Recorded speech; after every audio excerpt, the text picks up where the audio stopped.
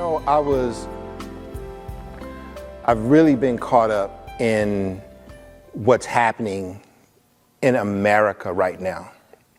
And you know what I think is really, really tragic is that we're living in a time where there is no use for the truth. And I wonder, you wonder where we went wrong. You wonder where the moral corruption of treating people equally, treating people fairly. We understand that the Constitution, okay, let us be clear about something. The Constitution did not include people of color. It was not written for people of color. And so let's get beyond that.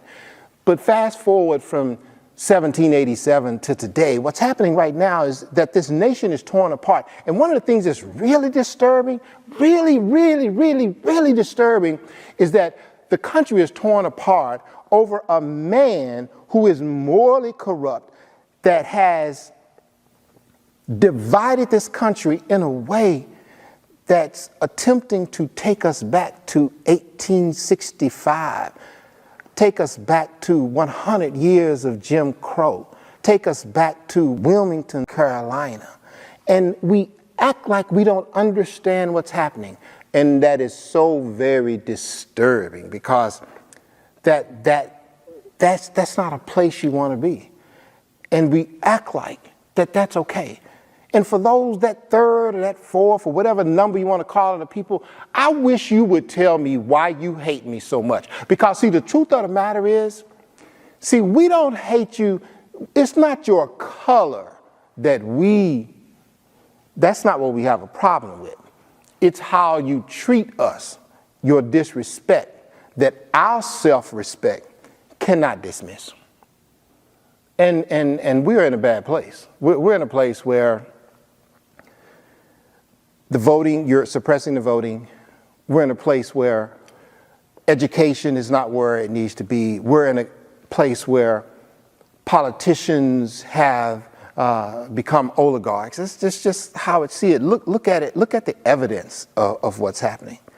And people are okay with that. And I don't know why you think, particularly these people, the South, the Confederates, the old Confederacy, who started a war to separate the country, and you act like you don't want us to forget that. But then you tell me over and over again, you're tired of hearing about slavery. You don't want to hear about reparations when you know that we built this country.